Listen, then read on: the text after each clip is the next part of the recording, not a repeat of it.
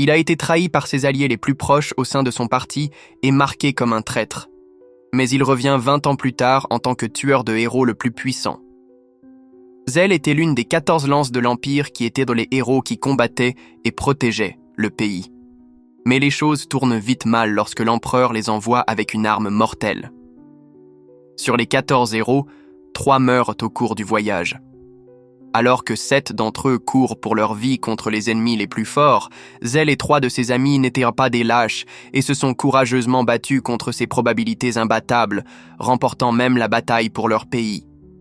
Alors qu'ils étaient sur le chemin du retour à travers d'épaisses jungles, ils furent pris en embuscade par les 7 héros qui s'enfuirent. Et Zell, aux côtés de ses 3 amis fatigués, furent rapidement dépassés. Les 7 héros ont tué les amis de Zell tout en lui tranchant l'œil, mais il a survécu d'une manière ou d'une autre. Les 7 lances sont plus tard connus sous le nom des 7 héros, tandis que Zell et ses amis sont appelés les 4 lances de la trahison, car les 7 héros ont annoncé que Zell et ses amis avaient fui l'ennemi. 20 ans plus tard, la capitale est bien gardée par le monastère pour empêcher tout passage de paysans. Chaque jour, plusieurs personnes qui tentent d'entrer illégalement à la frontière sont pendues et tuées en public. Et ce jour-là ne fut pas différent puisque le moine, en chef Raz, pend 4 paysans avant d'ordonner leur mort. Bientôt, il entend du bruit venant de derrière et découvre qu'un de ses gardes a trouvé un autre immigrant illégal qui n'est qu'une petite fille. Raz, cependant, est l'ancêtre de Trump et n'a aucune sympathie pour les immigrants puisqu'il ordonne également sa mort. Mais heureusement, Zell apparaît derrière elle, affirmant qu'elle est sa sœur alors qu'il essaie de s'éloigner avec elle. Raz ne se laisse pas duper si facilement et affirme que désormais, tous deux seront exécutés. Mais avant que Zell ne puisse faire quoi que ce soit, un grand homme aux cheveux bleus apparaît derrière eux et les attrape tous les deux, se faisant passer pour un parent alors qu'il s'excuse auprès de Raz et le soudoie avec des pièces d'or. Cette stratégie fonctionne car Raz les laisse partir, tandis que le homme aux cheveux bleus leur dit qu'ils ne peuvent pas entrer dans les frontières si facilement, sans aucune planification. Il affirme avoir lui-même payé beaucoup d'argent aux passeurs et avoir planifié tout cela en détail afin qu'ils restent à l'écart et ne causent aucun problème. Il regarde la fille nommée Pei et demande pourquoi diable, parce qu'elle n'entrera pas dans les frontières, tandis qu'elle répond tristement qu'il ne lui reste plus rien dans son village où tout a été détruit. Soudain, Zell tend l'oreille en entendant des gens arriver. Il prend donc Pipe dans ses bras et la jette dans le ruisseau en contrebas, avant de dire à l'homme aux cheveux bleus de préparer son arme. L'homme était confus, mais bientôt 13 gardes surgissent de derrière, les encerclant complètement alors qu'ils demandent encore plus d'argent. Zell se rend compte que le monastère n'est qu'une façade, puisque seules les personnes qui donnent beaucoup d'argent sont autorisées à traverser la frontière. Bientôt, l'un des gardes décide d'attaquer, mais sans aucune hésitation, Zell le coupe en deux d'un seul coup d'épée. Cela choque vraiment l'homme aux cheveux bleus car il ne sait pas que Zell est l'un des anciens héros. Tu veux soutenir Mangekyo Sekai et accéder à du contenu exclusif? C'est le moment de rejoindre une vraie communauté d'amoureux du manga avec 3 plans adaptés à tous. Avec le plan légende du manga, tu obtiens des badges spéciaux et des emojis personnalisés pour te démarquer dans les commentaires, ainsi qu'une priorité pour les réponses aux commentaires. Le plan Shonen Master, en plus des avantages du niveau inférieur, c'est l'accès en avant-première à nos dernières vidéos, des dédicaces personnalisées dans nos prochaines vidéos et des vidéos réservées aux membres. En denier, le plan légende du manga, pour les plus fidèles, permet d'échanger avec nous sur Telegram ou Discord, cadeaux exclusifs avec des produits à prix réduit sur notre boutique, en plus des avantages des niveaux inférieurs et des surprises rien que pour toi. Clique sur « Rejoindre » pour faire partie de l'aventure et faire briller encore plus cette chaîne qu'on construit ensemble. Et tandis que de plus en plus de gardes l'attaquent, Zell s'en sort rapidement en les tranchant tous sans effort. Une fois les gardes morts, il les jette tous dans le ruisseau en contrebas. Alors que l'homme aux cheveux bleus le regarde impressionné et lui demande son aide, il se présente comme de l'herbe et promet de le faire passer en contrebande et de faire pipi à l'intérieur des frontières également. Ce soir-là, tous les 3 sont transportés à travers le ruisseau dans un petit bateau qui les emmène dans une taverne ombragée. Zell commence à boire comme mon oncle alcoolique, mais bientôt Wee le dirige dans une pièce pour rencontrer le chef des contrebandiers nommé Altia. Althea s'avère être une belle femme qui commence à poser des questions avant de dire à Zell que demain est la dernière chance de voir les 7 héros et d'obtenir leurs autographes puisqu'ils partent pour réprimer une guerre civile aux frontières.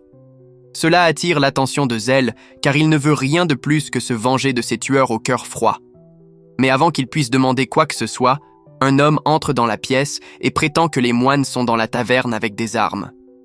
Althea sort rapidement tandis que Raz, le moine en chef, prétend avoir reçu des nouvelles selon lesquelles cette taverne serait un repère de contrebandiers. Althea le nie rapidement. Mais Raz a amené l'un des nains qu'elle a aidé à faire entrer et qu'il a complètement dénoncé afin de lui sauver la vie. Mais tout cela n'a servi à rien puisque le moine a décidé de pratiquer ses compétences de baseball sur sa tête, le tuant immédiatement. Une bagarre générale éclate alors que les moines attaquent tout le monde, tandis que Raz parvient à mettre la main sur Pi et jure de faire d'elle un exemple. Nous essayons de nous frayer un chemin à travers Mont avant que Raz ne puisse blesser Pi. Zell arrive du balcon et coupe les cordes d'un bateau géant qui tombe sur eux. Moine, tuant plusieurs d'entre eux tout en libérant Pipi dans le processus. Zell se lève pour compter les moines restants tandis que Raz lui crie que défier les moines équivaut à défier les 7 héros.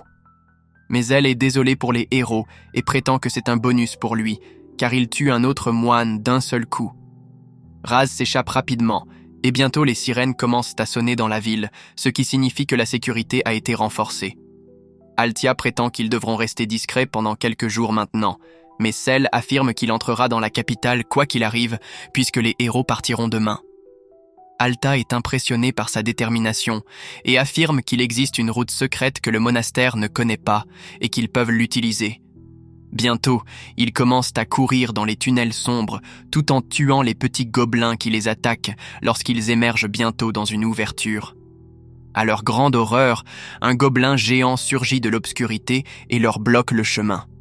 Althea commence à souffrir de SSPT, mais elle ne perd pas de temps et tente d'attaquer le monstre de front.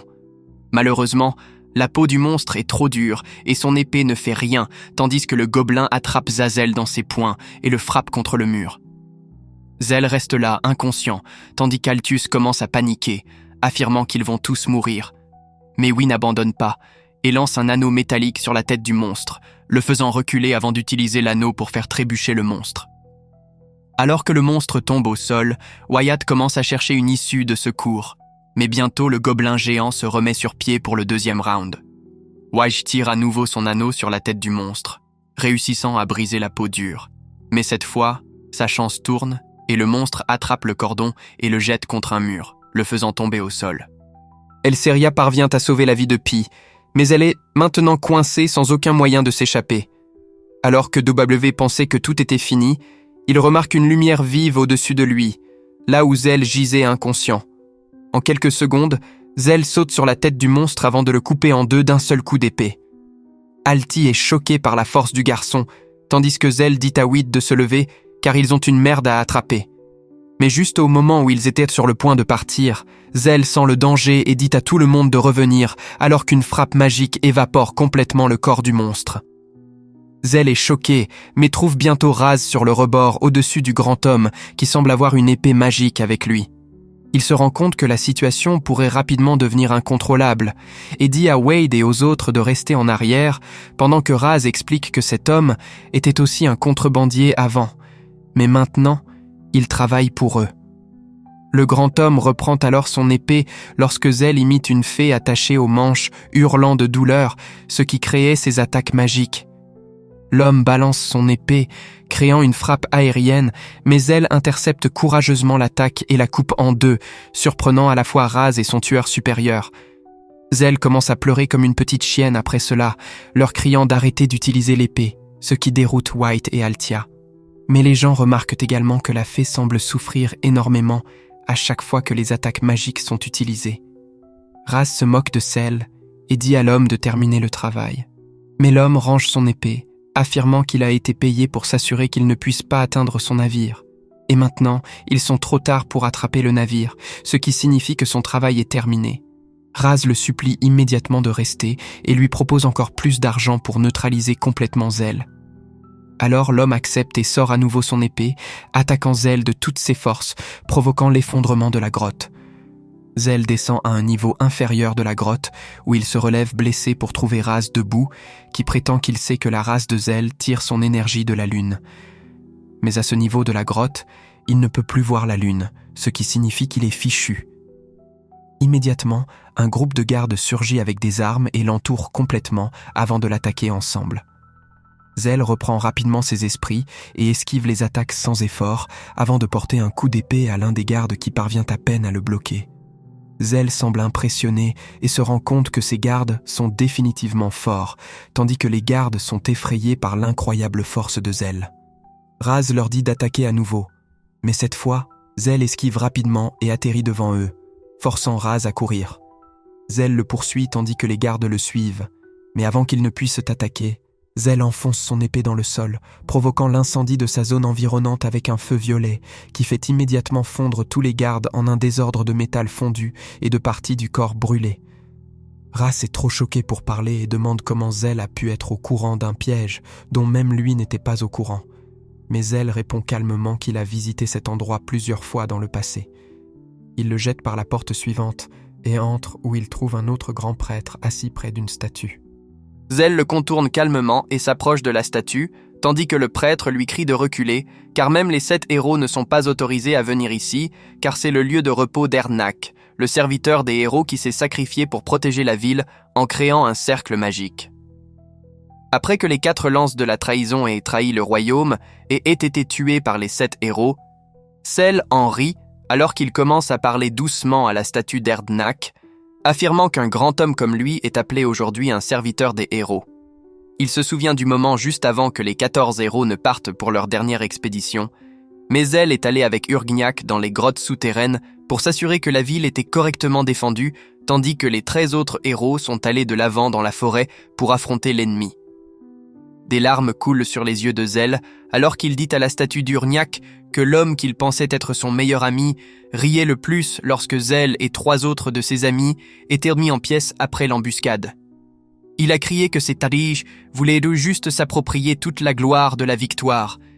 Et c'est ce qui s'est passé lorsqu'ils ont été célébrés après leur retour au royaume en tant que héros et ont obtenu tout l'argent et la renommée dont ils pouvaient avoir besoin. Après avoir sorti cela de son système, Zell se lève à nouveau et sort son épée pour activer un autre cercle magique. Quand le grand prêtre commence à lui crier d'arrêter et dit à Raz d'arrêter le garçon quoi qu'il arrive, Raz, cependant, est une vraie garce. Alors, le grand prêtre tire quelques fléchettes cachées sur Zell, mais il est trop rapide et bloque les fléchettes tout en coupant le cercle magique en 2, le détruisant complètement. Le grand prêtre regarde avec horreur le monastère tout entier commencer à s'effondrer et bientôt tout le mur frontalier construit par la magie d'Erdnak s'effondre dans le néant, ouvrant les portes de la capitale à tout le monde. Cela crée immédiatement une émeute, alors que chaque paysan commence à se précipiter pour entrer dans la ville où il trouve Raz sortant des débris toujours en vie. Heureusement, Raz localise le grand homme avec une épée magique et lui propose de lui payer tout ce qu'il veut pour le protéger. Mais l'homme refuse l'offre et s'en va, laissant la foule en colère s'emparer du prêtre corrompu. Zell sort lentement des tunnels, se souvenant tristement d'Erdnak et jure de tuer les 7 héros. De l'autre côté, Wei traque et empêche les gardes du monastère de s'échapper sur le dernier navire. Tandis que Zell lui-même vole un Pokémon de type Dragon-T ou un truc du genre alors qu'il vole à côté du navire dans la ville. Pendant ce temps, à l'intérieur de la ville, les riches et l'élite frissonnent à la vue de la frontière qui s'effondre. Mais les soldats leur disent de se calmer car les 7 héros sont toujours dans la ville et les protégeront quoi qu'il arrive. Zell se dirige droit vers les héros, mais il laisse sa rage prendre le contrôle de lui et le paie lorsque les archers du royaume sont de grands fans de Game of Thrones et abattent le dragon avec une extrême facilité. Zell, avec son petit cerveau en colère, ne pensait pas que cela arriverait. Il n'est donc pas en mesure de reprendre le contrôle alors que son dragon s'écrase sur le sol en contrebas, entouré de personnes et de gardes. Zell, cependant, n'est pas dérangé par cela alors qu'il sort du cratère à la surprise générale et regarde vers l'entrée pour la voir s'ouvrir alors que l'un des 7 héros nommé Glenn sort aux côtés de ses gardes. Zell souffre immédiatement de SSPT depuis que ses amis ont été massacrés et sans hésiter, il sort son épée et tente de trancher la tête de Glenn. À sa grande surprise, cependant, son épée s'arrête juste avant d'atteindre sa gorge. et il se rend compte qu'un des gardes a lancé un poignard magique près de lui, ce qui le gèle complètement. À la surprise générale, cependant, Zell parvient toujours à bouger un peu ses bras, même après avoir été arrêté par l'une des magies les plus puissantes du monde. Malheureusement, Zell est largement dépassé en nombre, alors que les gardes l'enferment rapidement avec leurs menottes métalliques, arrêtant complètement ses mouvements alors qu'il a du mal à respirer. Son épée tombe au sol, et bientôt tout le public commence à crier pour son sang, suppliant Glenn de tuer le garçon, alors qu'il ose ramasser son arme contre l'un des grands héros. Glenn se dirige lentement vers Zell piégé. Mais juste au moment où Zell pensait que sa quête de vengeance était terminée avant même d'avoir commencé, Glenn finit par le surprendre alors qu'il se tourne vers le public, affirmant qu'il n'est qu'un petit enfant des zones frontalières à l'extérieur de la ville et qu'il a probablement fait face à une vie difficile dans le quartier. Alors il lui pardonne cet acte. La foule se tait, mais éclate bientôt en acclamation pour Glenn le miséricordieux, qui est si saint qu'il pardonnerait même à une personne qui essaierait de le tuer. Cela brise complètement Zeld lorsqu'il se rend compte que Glenn et les autres ont déjà atteint ce qu'ils voulaient obtenir. Après avoir tué ses amis et l'avoir presque tué, ils ont accumulé tellement de respect et de renommée qu'ils sont pratiquement ceux qui dirigent tout le pays. Il se tient là, sous la pluie, tout seul, et le cœur lourd, commence à se déplacer dans la forêt lorsque soudain, la Targaryenne de Danner elle-même fond sur un dragon avant de le ramasser et de s'envoler dans le ciel. Tell se soumet à son destin, tandis que Dany sort une épée à l'allure étrange et était sur le point de le poignarder lorsque nous la percutons avec son dirigeable. Malheureusement, le dirigeable était fabriqué par Boeing, il s'est donc écrasé immédiatement, mais cela a suffi à sauver la vie de Zell pendant un certain temps. Dany se lève une fois de plus et sort son épée alors qu'elle se dirige avec colère vers un Zell brisé. Mais avant qu'elle ne puisse le tuer, Pi intervient au milieu, disant à Dany de laisser le homme tranquille. Dany lui dit avec colère de s'écarter si elle veut vivre, mais Pi reste sur ses positions. À sa grande surprise, ce psychopathe absolu balance son épée sur la petite fille, la tuant presque. Pi tombe au sol et était sur le point de manger un shish kebab lorsque l'herbe appelle Dany une princesse. Pour une fois, il n'était pas homophobe. Il s'avère que Dany était en fait une princesse du même clan que lui, habillée en soldat. Elle crie à WG de rester en arrière alors que ce pipsqueak aux cheveux blancs a pris la vie de son frère. WG est choqué par cela, tandis que Dany essaie immédiatement de poignarder Zell à travers Paye. Zell, cependant, se lève en transe et sauve Pipi tout en se faisant poignarder à la jambe. Avant même que Dany ne puisse répondre, Zell lui lance son poignard au visage et lui brise le casque avant de lui mettre la lame sous la gorge. Dany est choqué et se pisse dessus en s'effondrant sur le sol, vaincu, tandis que Zell tombe au sol inconscient. Weed les emmène rapidement tous dans un petit camp de réfugiés près de la ville afin que Zell puisse récupérer.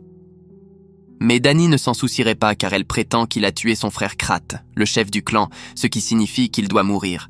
Mais Whites l'arrête, affirmant que son frère était également son chef. Et il sait que Krat ne voudrait pas qu'elle se lance dans une vengeance inutile.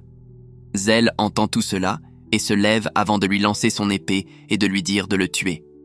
Mais tout ce qu'il reçoit, c'est un coup de poing violent de Weed, qui lui dit de se ressaisir car il ne peut pas se retirer d'une quête si facilement.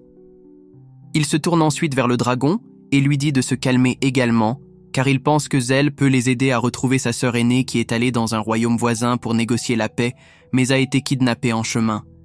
Zell lui dit qu'il est faible et qu'il ne peut rien faire, mais après un petit discours d'encouragement, il accepte d'aider Weed à retrouver la fille. Quelques jours passent, et Zell semble toujours déprimée. Lorsque Pipi court vers lui et prétend qu'elle a trouvé des gens de la même race qu'elle, elle veut rester avec eux et fonder un village. Avant qu'il ne puisse répondre, Zell attrape son épée alors qu'il ressent une forte présence. Mais Pipi le calme, affirmant que c'est juste le centurion qui est un bon gars et qui l'a aidé. Weed entend le bruit, alors il sort de la tente quand ses yeux s'écarquillent lorsqu'il se souvient que ce chauve était l'un des gars qui ont enlevé la princesse de son clan. Il jette immédiatement sa bague vers Baldy, qui l'attrape rapidement, affirmant qu'il est très prudent et attentif et qu'il ne ferait jamais quelque chose comme ça. Weed, cependant, n'est pas encore convaincu et commence à rôtir sa tête chauve et son attitude crémeuse, ce qui met en colère le centurion, qui casse facilement la corde. Weed est choqué, mais avant qu'il ne puisse faire quoi que ce soit, un petit garçon nommé Zephy, qui est de la même race que Pi, court vers le Baldi, demandant sa protection alors qu'il est poursuivi par 4 hommes. Le centurion les frappe pour les endormir, mais bientôt, le grand groupe de bandits arrive, disant au centurion de leur remettre les enfants. Le centurion leur dit d'aller se faire, et sort son poignard, qui porte la crête de la tombe du pays des héros. Il leur dit de reculer car ils travaillent sous le commandement du héros, mais l'un des bandits s'approche et sort son propre poignard, qui est un peu plus gros que le Baldi. Le centurion devient inquiet, tandis que le chef des bandits prétend qu'il est en mission secrète sous le commandement du même héros, il devrait donc reculer. Les bandits commencent bientôt à réduire la distance, tandis que le centurion se demande ce qu'il doit faire. Mais avant que quiconque puisse toucher Pip, Zell les coupe en deux d'un seul coup d'épée. Les bandits sont choqués par cela et décident de l'attaquer tous en même temps. Mais Zell se déplace plus vite qu'un serpent et élimine tous les bandits sans même transpirer. Le chef des bandits commence à devenir nerveux alors qu'il commence à montrer son poignard, affirmant que le héros se vengerait, mais Zell coupe le poignard dans sa main en deux. Le bandit tombe à terre et demande au centurion de l'aider. Mais le centurion le poignarde dans l'autre bras, lui demandant de dire la vérité. Mais avant qu'il ne puisse faire quoi que ce soit, un homme nommé Fargo apparaît de nulle part et demande ce qui se passe. Le bandit court immédiatement vers lui, affirmant qu'il a fait tout ce qu'il a dit. Mais avant qu'il ne puisse dire quoi que ce soit d'autre, Fargo lui tranche le cou, le tuant sur le coup. Il affirme que le poignard a été volé il y a 1 mois et qu'il a dû atterrir dans les bras de ces bandits. Il marche ensuite vers Zell et prétend qu'il est un bon combattant, tandis que le centurion le remercie de les avoir également sauvés. Oui, d'un autre côté, n'est toujours pas convaincu et demande à Fargo pourquoi diable ont-ils kidnappé la première princesse Sharon. Fargo le regarde et prétend qu'ils ont une amende parfaite et qu'il était nécessaire d'empêcher une guerre. Il prétend qu'il ne peut pas encore la libérer, mais qu'ils peuvent organiser une rencontre. Plus tard dans la soirée, ils parviennent à battre les bandits restants et à libérer les prisonniers, après quoi ils descendent dormir, tandis que Wyatt et Danny se dirigent vers le manoir de Fargo pour organiser une réunion. À leur grande surprise, ils sont cependant rapidement encerclés par les mêmes bandits que Zell a tués ce jour-là. Wade est horrifié lorsqu'il réalise que cette magie vient des terres de l'ombre, qui transforment les morts en zombies. Une bagarre générale éclate alors que lui et Danny tentent de se frayer un chemin hors de la horde de zombies. Mais peu importe combien ils en coupent, les zombies se régénèrent simplement une fois de plus et attaquent. Fargo les observe tranquillement depuis la fenêtre et décide qu'ils sont tous les deux morts. Il quitte donc le manoir et se dirige vers le camp pour en finir avec Zephy et toute la lignée de leur race. Il entre dans leur tente et les trouve endormis. Mais malheureusement pour lui, les parents finissent par se réveiller. Il tue rapidement la mère avant que le père ne commence à lutter contre lui. Mais Fargo le maîtrise rapidement et le tue également, laissant Zephy endormi seul, sans surveillance. Juste avant qu'il ne soit sur le point de le tuer, Pippi lui crie dessus par derrière alors qu'elle a tout vu et lui dit de le laisser tranquille. Pendant ce temps, Donnie et Wyatt sont complètement piégés par les zombies qui sont prêts à les dévorer. Mais bientôt, Danny se souvient qu'elle est le dragon et appelle son stupide dragon qui les sauve une fois de plus. Danny détruit ensuite les zombies avant de s'envoler vers la sécurité avec un large. Il retourne bientôt au camp où il trouve Fargo en train de botter le cul du pauvre Pippi. D'une manière ou d'une autre, même après tout ce bruit, Zephy dort toujours profondément. Fargo rit de sa tentative pathétique de sauver le garçon avant d'utiliser sa magie noire pour créer un monstre à partir des parents morts de Zephy. Au moment où Zephy se réveille, il est à nouveau assommé au sol. Fargo se tourne alors vers Pi et s'apprête à la tuer, mais elle arrive juste à temps une fois de plus, bloquant facilement l'attaque. Il regarde la monstruosité que Fargo est devenu, mais il s'y attendait déjà puisqu'il était le commandant en second du héros maléfique Landrave. Zell utilise rapidement sa propre magie, qui crée un tas de tentacules à partir de son cul avec des épées, ce qui l'aide à faire un travail rapide sur le zombie avant de se tourner vers Fargo. Fargo est plus que choqué de voir cela, car il n'a aucune idée de comment un garçon peut être si puissant. Zell, cependant, ne saute pas un battement et coupe bientôt également les bras de Fargo. Mais pendant l'agitation, Tout le camp se réveille enfin, et en regardant la scène horrible, on suppose immédiatement que Zell est devenu fou et a tué la famille de Zephy avant de blesser également Fargo qui a essayé de les sauver. Il court vers lui avec des bâtons et des pierres, tandis que Zell se demande s'il ne devrait pas simplement les tuer et en finir. Mais heureusement, le dragon arrive à temps et le sauve de toutes ces conneries. Plus tard dans la matinée, Pippi essaie de faire comprendre au chef du camp qu'ils ont tout faux, mais ils refusent évidemment de croire les paroles d'une petite fille stupide. Pendant ce temps, Downey s'excuse auprès de Zell pour avoir tenté de le tuer et affirme qu'elle veut également l'aider dans sa quête.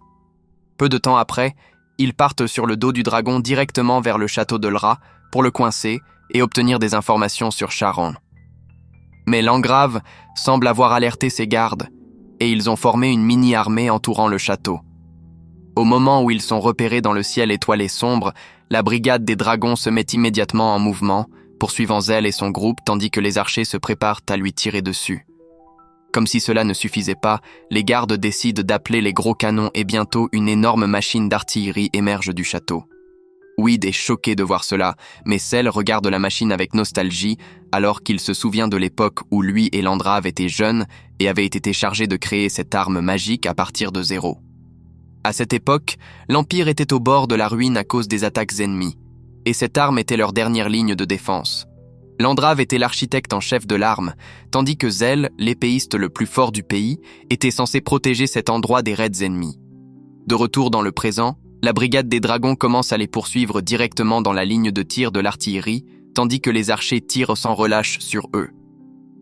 Wag est confus puisque Zell ne riposte pas, mais il est difficile pour le petit héros de riposter, car tous ces soldats étaient autrefois ses camarades de confiance qui ont combattu à ses côtés. Il essaie de trouver une ouverture car il ne veut tuer aucun de ces soldats innocents qui ne font que suivre les ordres. Mais il doit faire quelque chose s'il veut sortir vivant de cette situation. Il sort ses épées magiques et se prépare au combat lorsque le canon d'artillerie se charge enfin et tire une énorme explosion directement sur eux. Mais à la surprise générale, Zell se dirige directement vers l'explosion d'artillerie avant de la frapper avec son épée. Les gardes pensent qu'ils ont tué le petit héros. Mais bientôt, le dragon de Dany émerge de la fumée et commence à s'envoler. La brigade du dragon le suit pour découvrir que Zell et son groupe sont introuvables.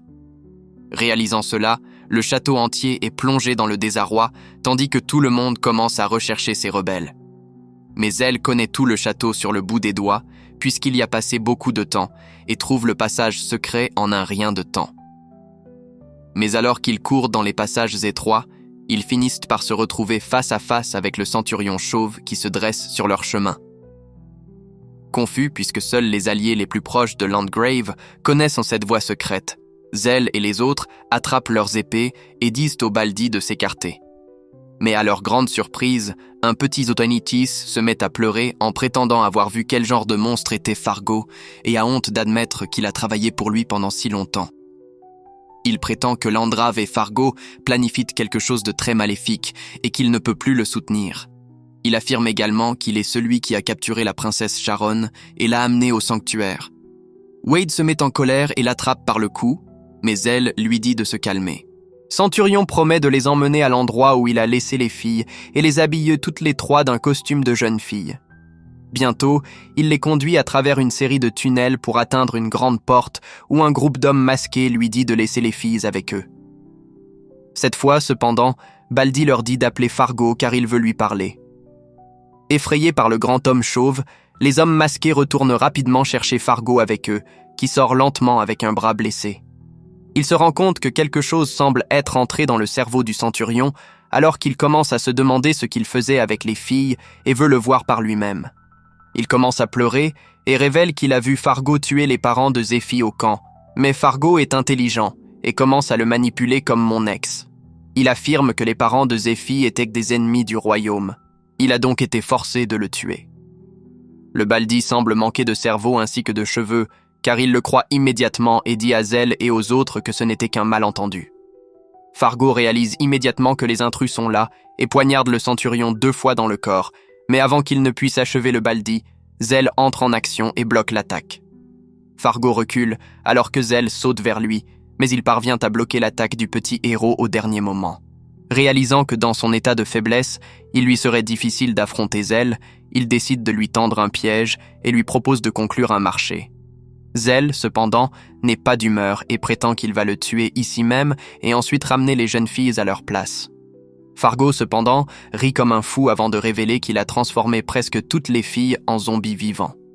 Z est consumé par la rage et attaque immédiatement Fargo de toutes ses forces, mais parvient à bloquer l'attaque avant de passer à l'offensive, forçant Zell à se défendre contre les innombrables tentacules.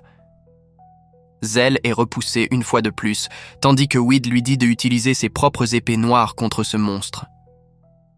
Zell répond qu'il ne peut pas utiliser tous ses pouvoirs et qu'il ne peut pas voir la lune, ce qui signifie qu'il est ici très désavantagé. Wei s'en rend compte et saute immédiatement pour aider, suivi de Danny, qui va dans l'autre sens, créant une attaque de pincée des deux côtés. Fargo le voit facilement et rit alors qu'il décide d'ignorer les deux autres perdants et concentre tous ses produits chimiques sur Zell. Heureusement, Zell parvient à échapper une fois de plus aux attaques, mais Fargo trouve une ouverture et désarme Zell avant de le poignarder au bras. Fargo était sur le point de terminer le travail lorsque le centurion lance le poignard spécial avec le blason Landrave vers Zell. Il l'attrape facilement dans l'horreur de Fargo. Il sort le poignard et saute vers le monstre avant de le poignarder à la tête. Il met fin à son histoire ici et maintenant. Zell se lève une fois de plus et sans un mot de plus dit à Weed et Danny de le suivre dans la pièce voisine pendant qu'il laisse le centurion pleurer sur le mort de Fargo.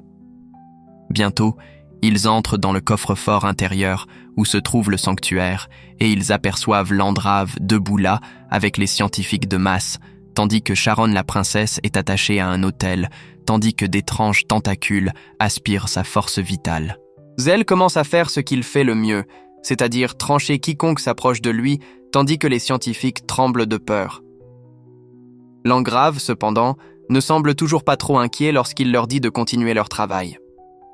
Mais bientôt, Weed et Danny entrent également dans la chambre et se dirigent immédiatement vers Sharon. Ils tuent les scientifiques restants et libèrent Sharon de l'hôtel où elle repose à peine vivante. Landria devient furieux et leur crie qu'il est le héros qui a sauvé le royaume et chacun d'entre eux des mains maléfiques de l'empire ennemi et qu'ils devraient lui embrasser les pieds, pour cela au lieu de se battre contre lui. Mais cela ne fait que rendre Zell plus triste, alors qu'il se demande s'il n'y a jamais eu une époque où Lrav était un noble guerrier. Landrave ne reconnaît toujours pas Zell et se demande pourquoi ce gamin le regarde avec autant de pitié.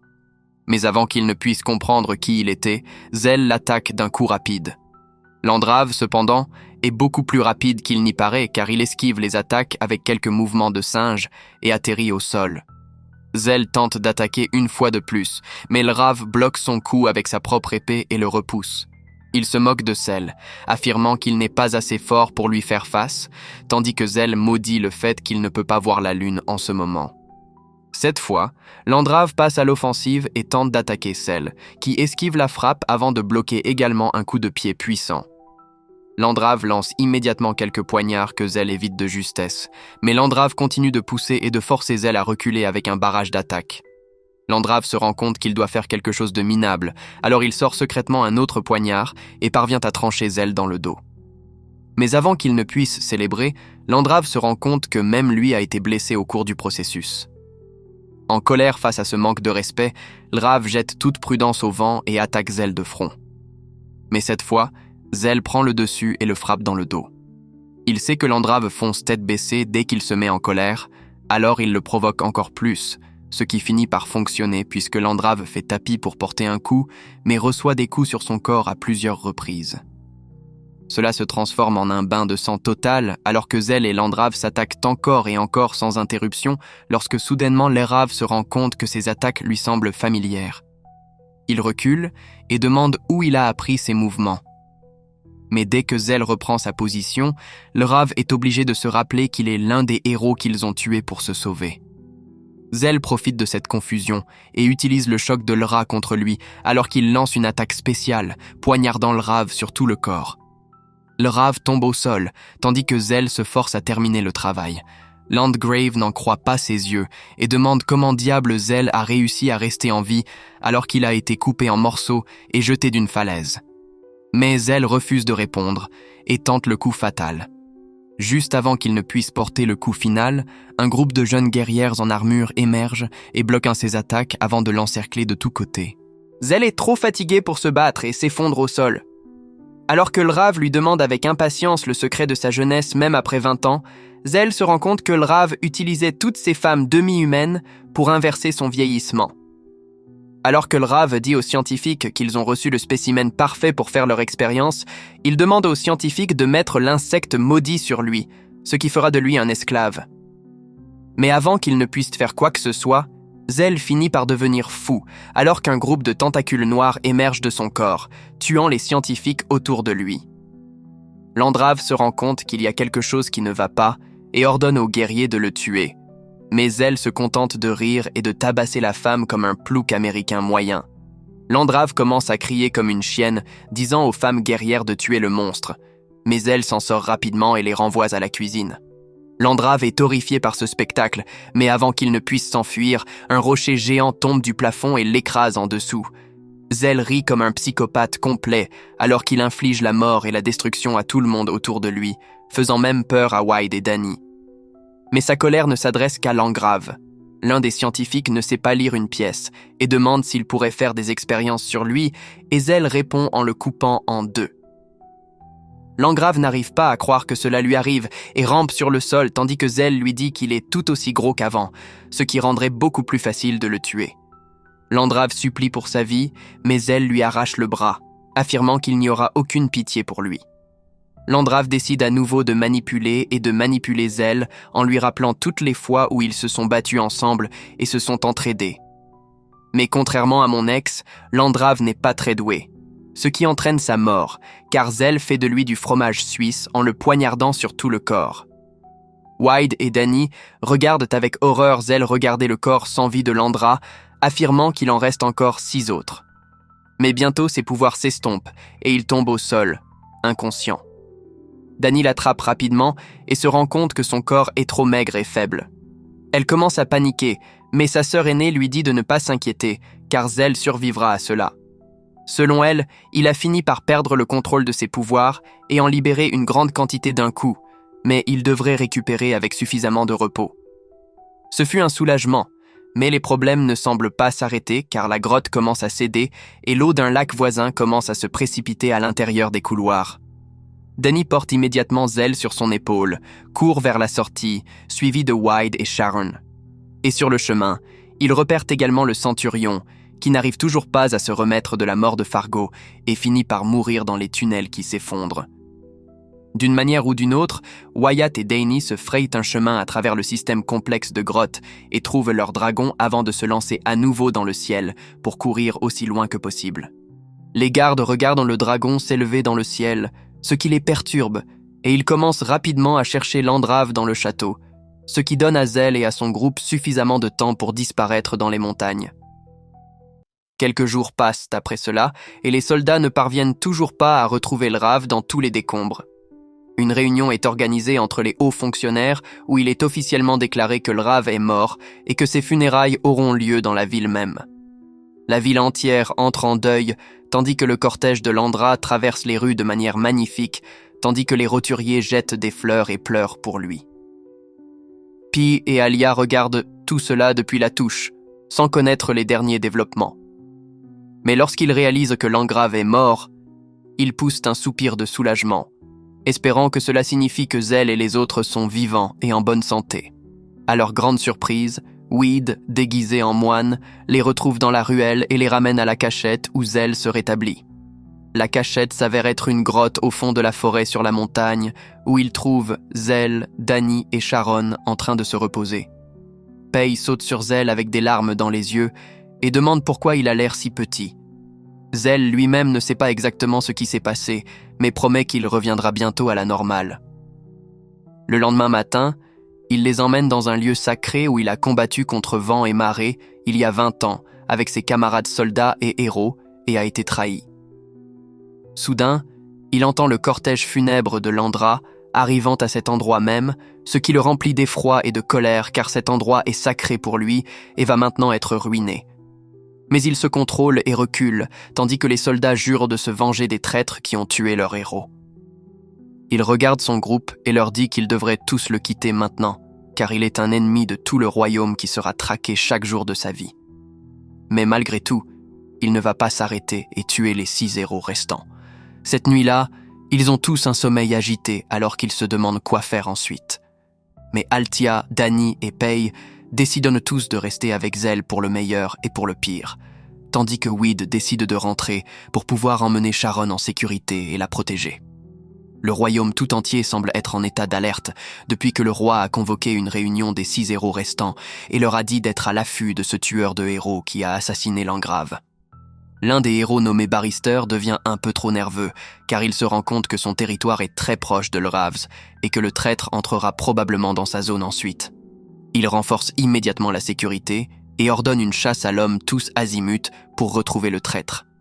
Mais contrairement aux soldats de Landgrave, ces soldats sont des bandits impitoyables qui utilisent cette chasse à l'homme comme excuse pour piller et saccager les villages de la région, prétendant rechercher Zell. Alors qu'il pillait un de ces villages, Zell décide d'agir et s'avance à découvert.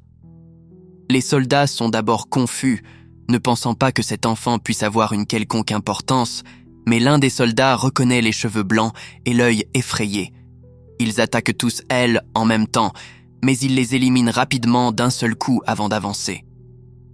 Pendant qu'il s'occupait de ces soldats dans les villages, Alia et les filles furent envoyées dans une taverne où elles jouaient le rôle d'artistes pour obtenir autant d'informations que possible sur ce territoire. Pi n'aime pas vraiment être une artiste, mais sa danse avec Dany fait beaucoup parler d'elle en ce moment et tout le monde veut les voir. Une de ces nuits, alors que certains acteurs jouaient une pièce sur Zell et la façon dont il avait tué Landgrave avec douceur, lorsque certains soldats sont entrés dans la taverne et les ont repoussés, ils ont dit aux acteurs de se faire, car ils étaient là pour voir les filles danser.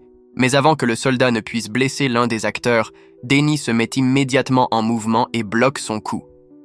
Malheureusement pour elle, l'épée du soldat est beaucoup plus puissante et coupe son bâton en bois, la laissant désarmée. Mais avant que le soldat ne puisse attaquer, l'un des hommes du public nommé Feast l'attrape par derrière avant de le jeter au loin. Il affirme que ses acteurs font de leur mieux pour montrer son histoire et que tout le monde devrait respecter cela, mais les soldats pensent autrement et tentent de l'attaquer uniquement pour se faire casser les bras et les jambes. Bientôt, l'homme quitte la taverne tandis que Zell se tenait dehors parmi la foule. Il se rend compte que l'homme est l'un des épéistes les plus forts du pays et qu'il travaille actuellement sous les ordres de Glenn. Il décide donc que ce n'est pas le bon moment pour entrer et se cache. Quelques jours s'écoulent après cela, lorsqu'un jour 4 chevaliers entrent dans la chambre de P.A. pour rechercher le tueur de héros. P est choqué car l'un des hommes à lunettes possède un esprit spécial qui peut détecter les demi-humains. L'esprit sent le pipi pendant un moment comme un chien noueux avant de reculer tandis que le pipi est plus qu'effrayé alors qu'elle se demande comment elle peut informer les autres de ce nouveau développement. Soudain, l'esprit reçoit un nouveau parfum et commence à briller de 1000 feux. Alors, les 4 chevaliers partent immédiatement en suivant la nouvelle piste. Sans savoir tout cela, Zell marchait dans les couloirs tout en réfléchissant à son prochain mouvement. Il se retrouve soudain face à face avec les 4 chevaliers.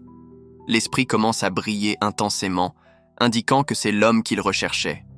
Alors que la chef des chevaliers nommée Elseria se présente et dit à Zell de se rendre immédiatement de l'autre côté de l'Empire, Feast retourne à la ville sous le contrôle de Glenn, où il le retrouve en train de s'entraîner dans la légendaire Académie d'épéistes. Sans aucun avertissement, Feast saute devant tous les gardes et les soldats avec une extrême facilité et tente d'attaquer Glenn lui-même. Son attaque est bloquée par le héros, tandis que les autres gardes sont horrifiés de voir un héros attaqué. Feast dit à Glenn que ses gardes sont trop lents, mais Glenn n'est pas de humeur à s'amuser et l'emmène dans sa chambre pour une réunion. Il demande à Feast s'il a entendu parler du tueur de héros du traître qui erre dans le pays et ordonne à Feast de tuer ce traître et de lui apporter sa tête. Feast ne bronche même pas et accepte immédiatement la mission, tandis que le reste des gardes supérieurs le voient avec colère car ils sont plus âgés que lui. Et pourtant, le héros l'a choisi pour une mission aussi importante. L'un des chevaliers seniors nommé Rosen leur dit cependant de ne pas le prendre personnellement car Glenn connaît Feast depuis longtemps et l'a même laissé sous la garde de son ancien maître Glee qui dirige l'académie. Selon lui, Fist est l'un des épéistes les plus forts du pays à l'heure actuelle et l'une des seules personnes à rêver d'hériter du titre d'épéiste le plus fort qui était autrefois détenu par Zell. De retour sur le toit, Glenn regarde les hommes s'entraîner aux côtés de Glee et lui demande si elle est toujours en colère contre lui pour avoir tué Zell. La voix de Glee devient lourde d'émotion, alors qu'elle affirme qu'elle ne pourra jamais lui pardonner d'avoir fait ça, puisque Zell était le jeune homme le plus doué et le plus talentueux qu'elle ait jamais formé. À l'âge de 16 ans, il était déjà l'épéiste le plus fort du monde, et ses pouvoirs grandissaient chaque jour. De plus, il était comme un enfant adopté, puisqu'elle l'avait élevé depuis qu'il était un jeune orphelin. Elle affirme qu'elle a encore beaucoup de mal à croire que Zell ait pu trahir le pays, alors qu'il était l'une des personnes les plus douces et les plus justes qu'elle ait jamais connues. Glenn baisse les yeux tristement et révèle finalement que Zell n'a en fait pas trahi le royaume volontairement et que son cœur était au bon endroit. Mais il était tellement jaloux de ses talents qu'ils ont fini par le tuer ainsi que les 3 autres héros. Glee est choquée par cette révélation et, les yeux remplis de larmes, elle demande pourquoi il a dû traîner son nom dans la boue et les traiter de traître s'il n'a jamais rien fait de mal. Glenn lui dit qu'elle doit garder la bouche fermée et servir le royaume fidèlement, conformément à ses vœux. Sinon, Glenn n'aura d'autre choix que de la tuer. Glee retient ses larmes et lui dit qu'elle n'a pas peur d'elle. Mais en même temps, elle sait que son devoir envers le royaume est plus important que sa haine personnelle, alors elle continuera à travailler pour la paix du pays. De retour sur le territoire de Barrister, les 4 chevaliers poursuivent Zell à travers les toits et l'attaquent par derrière tandis qu'il continue de se défendre et de bloquer l'attaque alors qu'il s'enfuit. Elseria l'appelle une vache et lui crie de leur faire face. Mais Zell n'a pas cette option puisqu'il a gardé tout son équipement et ses armes dans sa réserve souterraine pendant qu'il se cachait dans la ville. Mais soudain, Dany saute sur le toit en brandissant ses 2 épées et dit aux 4 chevaliers de reculer. Elser est surpris de savoir que le traître a des amis, mais cela déclenche Dany, qui crie sur Elser dans un stock, le traitant de traître puisqu'il a fait ce qu'il fallait en tuant Landrave. Elle affirme qu'Elseria n'a aucune idée qu'elle travaille pour les monstres les plus dérangés de la Terre, alors que Zell est le véritable héros pour lequel elle est prête à mourir en se battant. Sur ce, elle saute vers Elseria avec ses épées, mais ses coéquipiers lui jettent immédiatement des chaînes. Heureusement, Zell dévie les chaînes tandis que Dany affronte Elseria encore et encore, tandis que Zell continue d'être attaqué par ses coéquipiers. Bientôt, cela se transforme en un match à mort alors que Zell se bat pour sa vie avec ses petits poignards, tandis que Dany essaie de suivre Elseria. Malheureusement, ils sont en infériorité numérique, et le nerd du groupe d'Elsura utilise la magie du feu pour la faire exploser. Dany, cependant, n'est pas faible, et se relève une fois de plus pour se battre, tandis que Zell lui crie de reculer, car ils ne peuvent pas se battre ici. En raison de son style de combat irréfléchi, Zell est incapable de se concentrer sur les ennemis et est constamment distraite par elle. Les adversaires en profitent, et l'un d'eux lui lance un couteau, la poignardant dans le dos. Dany tombe au sol de douleur, mais heureusement, Zell la rattrape et saute du bâtiment dans le bateau qui attend en dessous. Alti commence immédiatement à ramer et parvient d'une manière ou d'une autre à échapper aux 4 chevaliers dans leur cachette. Altia et Pi commencent à soigner Dany, qui devient fiévreuse à cause de ses blessures. Alors que Zell affirme avec colère qu'il ne peut pas se battre avec un combattant aussi immature, il dit à Altia qu'il doit quitter cet endroit car le nerd a un esprit qui peut le traquer facilement. Tard dans la nuit, il se fraye un chemin à travers les tunnels souterrains et attrape son équipement avant de sortir tout en pensant que si tout allait bien, il aurait pu enseigner à de nouveaux épéistes aux côtés de son professeur, Glee. Et là, Dany aurait pu devenir une grande épéiste puisqu'elle a beaucoup de talent brut. Ses pensées sont interrompues par les 4 chevaliers qui l'attendent pour sortir et l'entourer de tous côtés. La bataille commence et les 4 chevaliers commencent immédiatement à l'attaquer de tous les côtés, ne le laissant pas se reposer même un instant. Mais elle continue de les distancer alors qu'il trouve des brèches entre leurs défenses et parvient même à porter un coup contre Elseria, mais seulement sur son armure. L'un des chevaliers se demande s'ils parviendront à vaincre cet homme. Mais l'autre le rassure en lui disant que la bataille est bel et bien terminée puisque le nerd a finalement créé une barrière autour de cette zone, ce qui rendra Zell lent et fatigué avant de l'endormir. Zell commence immédiatement à ressentir les effets alors qu'il laisse tomber le sol. Fatigué, incapable de comprendre ce qui arrive à son corps, tandis qu'Elseria marche lentement vers lui, affirmant qu'il n'a pas besoin de s'inquiéter car il ne ressentira rien quand elle lui coupera la tête. Elle lève son épée et l'abat. Mais à sa grande surprise, Zell a encore assez de force pour bloquer son attaque avec ses bras. Soudain, la barrière autour d'eux tombe et Zell récupère immédiatement son énergie et esquive son attaque avant de reculer. Il regarde autour de lui et découvre Dany blessé, marchant vers lui avec un morceau de talisman déchiré qui a brisé la barrière.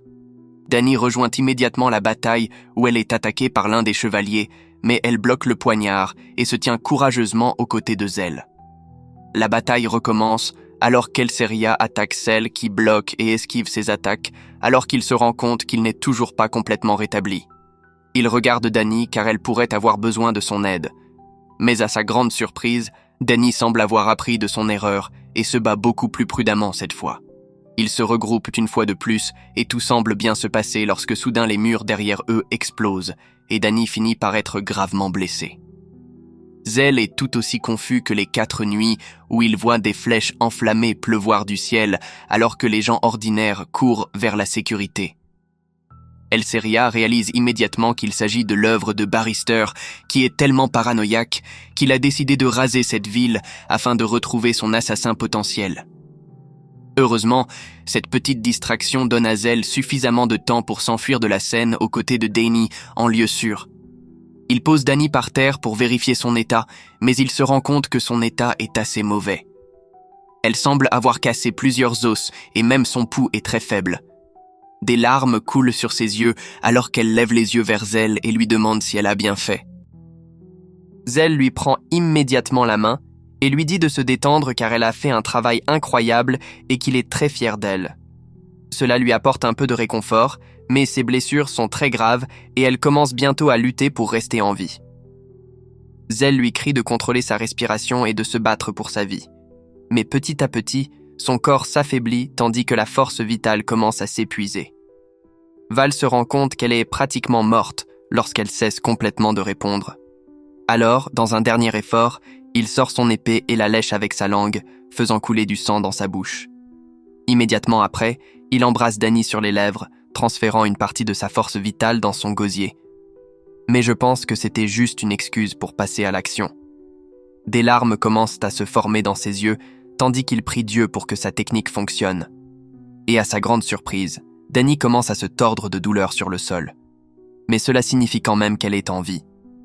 Il lui dit d'accepter son sang et de ne pas le combattre, tandis que les explosions de l'artillerie détruisent complètement plusieurs maisons. Pendant ce temps, l'armée de Barista parvient à créer un trou béant dans les murs plus grand que celui de mon cœur. Ils se lancent dans une guerre à l'indienne contre cette ville, alors que les éléphants commencent à marcher et que les soldats commencent à piller tous les projectiles qu'ils peuvent trouver. Heureusement, Elseria arrive juste à temps et ordonne à l'un des capitaines d'arrêter immédiatement cette folie, car ils n'ont pas le droit d'attaquer cette ville. Le capitaine a peur car Elseria est la fille d'un noble riche et puissant. Mais l'un des commandants intervient et dit à Elseria qu'ils ont le droit de détruire la ville entière puisque le peuple et le seigneur ici cachent les assassins qui sont prêts à tuer Lord Barristar. Et une telle infraction signifie une destruction totale. Elseria essaie d'argumenter et demande toutes sortes de preuves. Mais tout comme mon père, le commandant crie qu'il n'a besoin d'aucune preuve pour ses affirmations farfelues.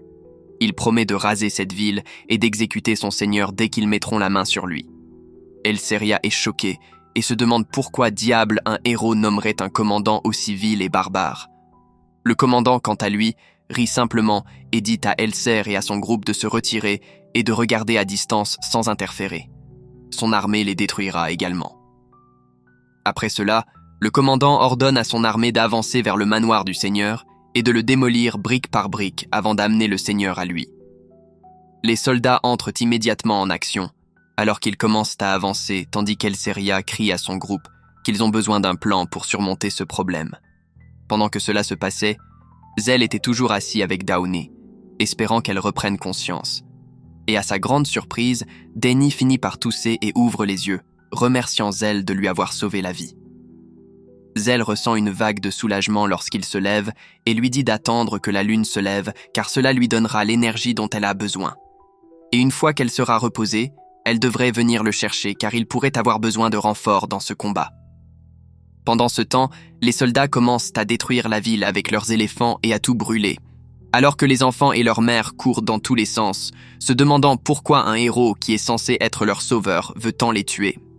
La ville commence à imploser alors que 2 des groupes de mercenaires à l'intérieur de la ville se retrouvent presque dans une guerre civile en essayant de trouver un moyen de vaincre cette armée.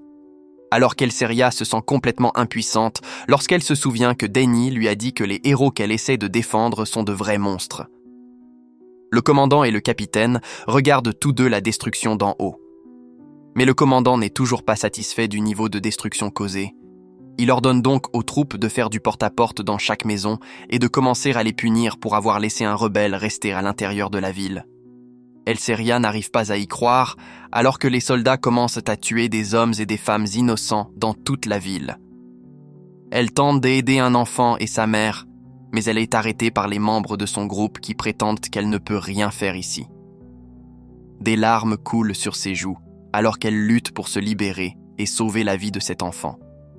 Mais à sa grande surprise, Zell arrive au tout dernier moment, coupant la tête du soldat d'un mouvement rapide. L'autre soldat est tellement horrifié qu'il tombe au sol de peur tandis que Zell proclame qu'il est le tueur de héros qu'il recherchait. Le soldat crie pour obtenir des renforts et bientôt un peloton de soldats apparaît avec leur chef pour abattre le tueur de héros. Ils se retrouvent tous face à face avec Zell, mais ils ont tous trop peur de l'affronter, ce qui énerve leur chef, tandis que Zell se moque d'eux parce qu'ils ont peur de lui alors qu'ils s'amusent tellement à tuer des innocents qu'ils ne peuvent pas riposter. Finalement, quelques soldats rassemblent leur courage et l'attaquent. Mais Zell n'a aucun mal à les trancher avant de passer au groupe de soldats suivants qu'il découpe comme s'il découpait un gâteau. Certains soldats tentent d'utiliser leurs lances comme avantage, mais Zell est trop rapide et réduit la distance avant de les réduire également en miettes. Le chef de peloton crie à ses archers de le clouer, mais Zell parvient à esquiver leurs flèches et les tue avant de s'en prendre lui-même au chef de peloton. Il tue le chef de peloton sans aucun problème et crie aux civils de courir pour se mettre en sécurité.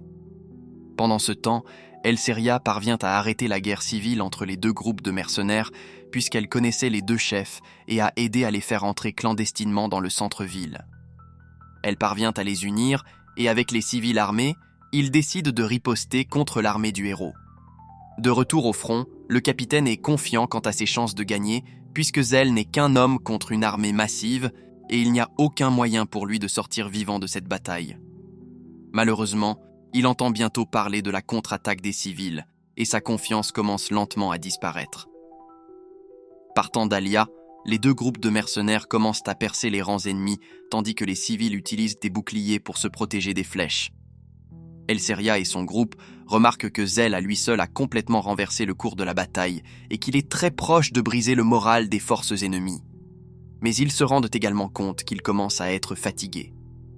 Elseria prend une décision difficile et décide d'unir ses forces avec Zell et ordonne à son groupe de défendre les civils innocents des forces ennemies. Mais avant qu'ils ne puissent partir, une vague de terreur s'abat sur les forces ennemies alors qu'elles crient à propos d'une fille extrêmement forte qui les tue par derrière. Cette fille s'avère être Dany elle-même, qui a maintenant des cheveux blancs et de petits morceaux de plumes sur son corps pour une raison quelconque. Elle élimine rapidement les ennemis devant elle et retrouve Zell qui est heureux de la voir à nouveau sur pied. Il lui demande si elle aimerait se battre avec lui et elle accepte avec empressement à cette occasion. Bientôt, le combat recommence, mais les ennemis ne sont pas à la hauteur de la puissance combinée de Zell et Dany alors qu'ils battent tout le peloton en un temps record. Cela brise la confiance de l'envie alors que les soldats commencent à s'enfuir. Mais leur fuite est interrompue par Elseria et son groupe qui commencent à éliminer les soldats un par un. Zell et Dany continuent de supprimer quiconque se met en travers de leur chemin. Et bientôt même le commandant décide de s'enfuir, mais il dit au capitaine de tenir la ligne et promet d'amener des renforts. Cependant, les soldats perdent complètement tout espoir après avoir vu leur commandant fuir et ils commencent tous à fuir le combat tout en étant poursuivis par les habitants de la ville. Comme avec une escouade de cavaliers de dragons pour régner sur le feu de l'enfer, tandis qu'une unité d'éléphants entre également dans la ville. Le capitaine pense que la bataille est terminée maintenant, mais l'avocat semble être devenu fou alors qu'il détruit sa propre unité d'éléphants sans aucune raison. Le capitaine se rend compte que son héros est fou et commence à courir pour sauver sa vie dans les ruelles où il est arrêté par Elseria et son équipage. Il lui demande de révéler toutes les informations qu'il possède sur Baristar, mais le capitaine décide de s'enfuir pour être enchaîné par le groupe d'Elseria. De retour sur le champ de bataille, le chef mercenaire commence lentement à perdre espoir alors qu'il regarde l'escouade de dragons voler au-dessus et un morceau de débris l'aurait écrasé si ce n'était pas pour Zell qui l'a brisé avec son épée et dit au chef mercenaire de se relever et de se battre à nouveau. Zell décide que l'escouade des dragons doit être prise en charge le plus rapidement possible. Il dit donc à Dang de le suivre alors qu'il saute d'une poutre à l'autre avant de se lancer dans le ciel au clair de lune.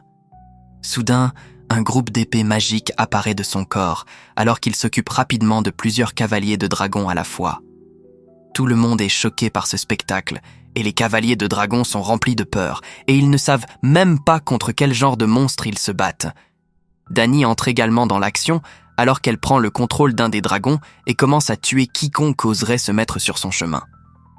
Certains mages tentent de l'éliminer, mais l'épée de Zell parvient à bloquer et à renvoyer la magie vers son utilisateur, le tuant immédiatement. Zell saute sur l'une des tours de l'horloge, tandis que les gens de la provocation le regardent avec admiration, alors qu'ils réalisent que Zell est le véritable héros qui les protège de ces monstres. Le commandant ordonne à l'escouade de conduite de concentrer toutes ses attaques sur le tueur de héros. Mais avant qu'il ne puisse lancer une attaque, les mercenaires commencent à les abattre du ciel à l'aide de leurs arbalètes géantes qu'ils ont volées directement à Game of Thrones. Les arbalètes sont cependant très efficaces car elles tirent sur la plupart des dragons, obtenant un grand avantage, tandis que le chef mercenaire revendique Zell comme son héros.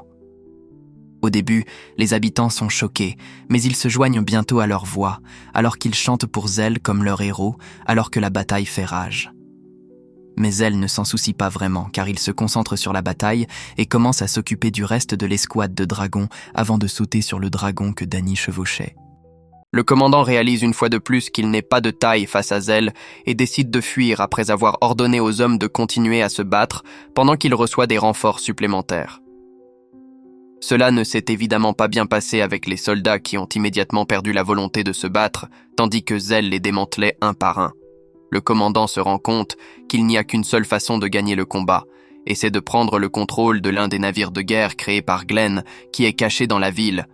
Il pense à la façon dont Baristar lui donnera tant de richesses s'il parvient à gagner cette bataille pour lui.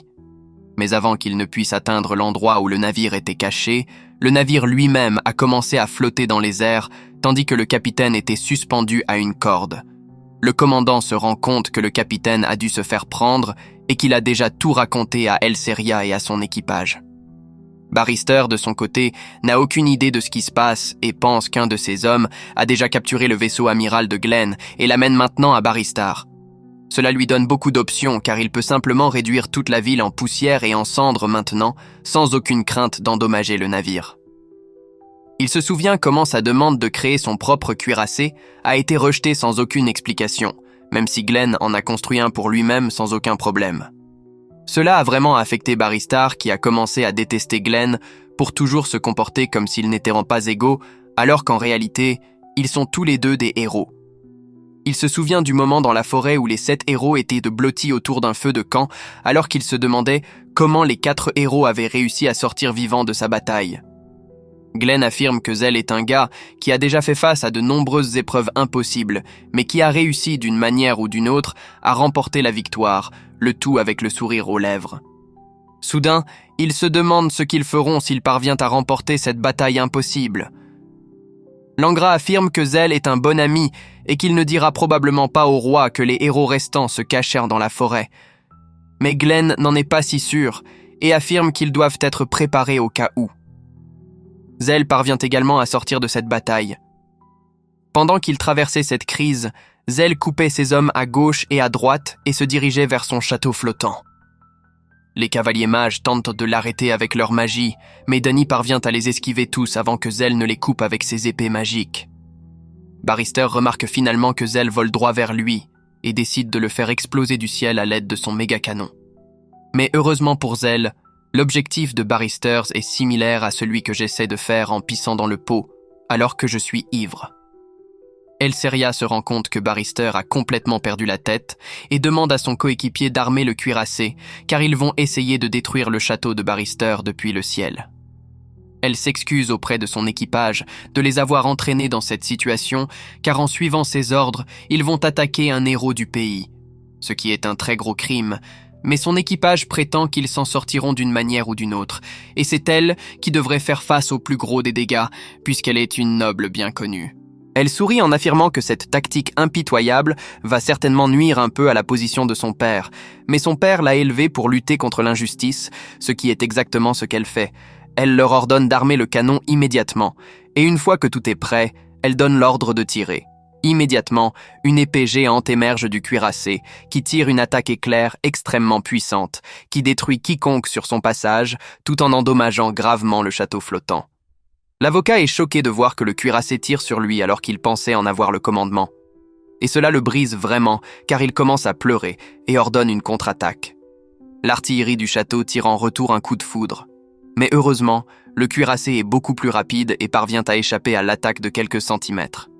Pendant ce temps, Dany a du mal à sortir de la ligne d'attaque et craint d'être prise dans la prochaine, mais elle lui dit de rester près des murs et de monter directement dans les tours. Dany suit ses ordres et ils parviennent à atteindre en toute sécurité la tour supérieure où se cache Barisée. Le héros laid est choqué de voir Zell juste devant sa fenêtre alors qu'il dit à Dany de s'éloigner pour l'instant et de revenir le chercher plus tard.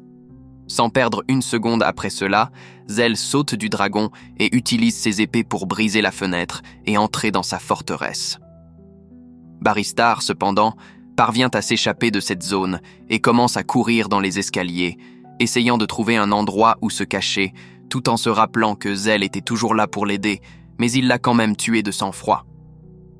Pendant ce temps, Elseria n'a aucune idée que Zell est toujours dans la forteresse flottante, alors qu'elle ordonne une autre attaque sur le château, le secouant complètement. Zell jette un œil par la fenêtre et remarque que tous les occupants du château évacuent via des capsules de sécurité et s'enfuient, déterminés à ne pas laisser Barristar s'échapper. Pendant ce temps, les soldats commencent à se battre pour entrer dans la dernière capsule de sécurité. Lorsque Bariser arrive sur les lieux, leur demandant de s'éloigner et de le laisser entrer sans même remarquer qui c'est, le soldat le jette au sol, même après avoir réalisé que c'est le héros lui-même. Il ne s'en soucie pas vraiment et s'échappe, le laissant seul pendant qu'Elseria tire un autre rayon puissant sur le château. Le rayon détruit la majeure partie du château et alors que la poussière retombe, Bariser trouve Zell debout devant lui. Soudain, sa vie commence à défiler devant lui alors qu'il se souvient que sa famille était composée d'hommes d'affaires. Mais il n'avait pas le cerveau pour une entreprise, mais il était assez fort. Alors, son père lui a dit de devenir soldat. Il se souvient que lorsqu'il pensait que sa vie était perdue alors qu'il combattait un orc, Zell lui a sauvé la vie sans aucune hésitation. L'avocat se met à pleurer lorsqu'il réalise que Zell est le même héros qu'il a trahi il y a 20 ans. Zell lui-même est choqué que Bariser l'ait reconnu, mais à ce stade, Bariser commence à halluciner alors qu'il pleure en charabia et Zell se rend compte que Bariser est devenu fou mentalement. Il décide de mettre un terme à ses souffrances et le transperce d'un seul coup, tuant un autre grand héros de l'Empire. Zell se tient là, réfléchissant à ce qu'il doit faire ensuite, quand soudain un énorme navire s'arrête juste devant le château détruit. L'un des généraux de l'Empire qui connaissait Zell auparavant sort et dit à Zell d'arrêter cette folie, mais aperçoit soudain le cadavre de Barister gisant sur le sol dans une flaque de sang. Il est choqué que Zell ait réussi à tuer non pas un, mais 2 héros à lui tout seul. Zell a l'air triste et prétend qu'il lui en reste encore 5 à gérer quand soudainement Fist sort également du navire et s'approche de Zell en prétendant nonchalamment qu'il ne se soucie pas vraiment de Barister et que c'est en fait bon pour lui parce que maintenant la prime sur la tête de Zell est encore plus élevée. Zell le reconnaît immédiatement comme le gars de la ville qui s'occupait de ces hommes turbulents qui harcelaient de Pi. FaZe se présente comme un humble chevalier sous le commandement du héros Glenn et le défie en duel. Face sort immédiatement son épée et prend une position qui est très familière à Zell, le surprenant. Avant qu'il ne puisse réagir, Fist essaie de le frapper de toutes ses forces, mais Zell a encore assez d'endurance pour suivre sa vitesse, alors qu'il bloque et dévie toutes les attaques avant de décider de passer à l'offensive. Les épées s'entrechoquent à plusieurs reprises et Fist se rend vite compte qu'il a peut-être sous-estimé le tueur de héros alors que Zell commence à prendre l'avantage en forçant Fist à tout donner. Leur combat fait rage alors que Fist gagne le respect de son adversaire, tandis que Zell se rend compte que Fist doit avoir été entraîné par le même maître auprès duquel il a été formé et c'est pourquoi il est capable de le suivre. Fist décide de passer à la vitesse supérieure et s'élance avec un coup de poing, mais Zell parvient à nouveau à dévier ses attaques et à le repousser. Faye semble s'amuser alors qu'il complimente la force et l'endurance de Zell avant de lui demander de révéler ses véritables pouvoirs et de sortir ses épées magiques de son cul. Avant que Zell ne puisse répondre, Dany arrive et essaie de l'aider, mais elle est obligée de maintenir une distance car le château pourrait s'effondrer à tout moment. Fist continue de narguer Zell, affirmant qu'il connaît sa technique d'aile noire, qui lui donne un tas d'épées magiques et prétend qu'il veut le combattre à pleine puissance. Phas continue en disant qu'il n'est actuellement qu'un esclave qui a gagné une position élevée sous le héros. Mais il n'en reste pas moins un esclave. Une fois qu'il aura apporté la tête du célèbre tueur de héros devant le roi, il sera récompensé si généreusement qu'il pourra gagner sa liberté. Après quoi, il deviendra probablement également instructeur d'épée. Avec cela, il décide d'accélérer à nouveau son rythme pour pouvoir forcer Zell à utiliser sa technique d'aile noire. Mais Zell maintient une attitude calme, défensive, bloquant chaque attaque avec une telle précision que Fist se rend compte que cet homme aurait même pu surpasser Maître Glee en termes de compétences brutes avec l'épée. Le général regarde la scène avec horreur alors qu'il voit la tragédie se dérouler devant lui où la personne connue comme l'épée la plus forte du royaume se bat contre un jeune talent qui est en passe d'hériter de ce même titre. Mais au lieu d'apprendre les uns des autres, ils essaient de se détruire les uns les autres. Fist crie à Zell de révéler où il a appris l'escrime. Mais Zell garde la bouche fermée, forçant Face à attaquer à nouveau. Zell recule cette fois, réalisant que ce jeune corps en lequel il s'est transformé ne peut pas vraiment supporter plus que cela. Fist se rend compte que quelque chose retient Zell et affirme que s'il ne peut pas se battre à pleine puissance, alors Fist n'a d'autre choix que de l'éliminer ici et maintenant. Avec cette proclamation, Fist concentre toute son attention sur la pointe de son épée avant d'éclater dans une rafale d'attaques trop rapide pour que l'œil normal puisse les voir. Zell, cependant, parvient à peine à suivre ses mouvements et dévie l'attaque tout en étant repoussé par chaque coup. Malheureusement, il ne peut pas continuer ainsi indéfiniment, et Fist trouve une ouverture, qu'il exploite et lance une frappe si rapide que Zelf ne parvient pas à réagir à temps. Son armure commence à se briser alors qu'il tombe à genoux. Fist ne semble pas très content, cependant, car il se retourne et prétend que ce qu'il a essayé était une imitation très grossière de la technique Blackwing, que Zell aurait dû voir venir à 1 kilomètre de distance puisqu'il était censé maîtriser cette technique. Zell se relève une fois de plus avec son épée pointée vers son ennemi. Alors que Fist commence à s'ennuyer un peu et prétend qu'avec sa prochaine attaque, il mettra fin au combat. Zell sourit à Fist, pensant à la façon dont Maître Glee a trouvé un autre jeune homme avec beaucoup de talent brut. Mais il décide que c'est le moment de mettre fin à cette bataille pour le moment. Les nuages s'écartent et Moonlight tombe sur le dos de Zell, le remplissant d'énergie, ce dont le général se rend compte et essaie d'avertir Fist, mais il a déjà commencé son attaque et se précipite vers Zell de toutes ses forces. Cette fois, cependant, Zell parvient à esquiver l'attaque avec une extrême facilité avant de lancer sa propre frappe d'aile noire, qui est si rapide et puissante que Fist n'a même pas le temps de la traiter alors que son épée se brise en morceaux et que de multiples blessures s'ouvrent dans son corps alors qu'il tombe au sol. Le général court immédiatement voir Fist, reconnaissant qu'il ne soit pas mortellement blessé. Alors que Zell dit à Fist qu'il avait raison et qu'avec son corps actuel, la technique Blackwing était le seul moyen de vaincre Fist. Il affirme en outre qu'il sent une hésitation dans la lame de Fist et lui dit qu'une fois qu'il aura surmonté cela, il sera également capable de maîtriser la technique de l'aile noire. Bientôt, le château commence à tomber en morceaux, mais heureusement, Dany est juste à l'extérieur avec son dragon et récupère Zell de la scène de bataille et part.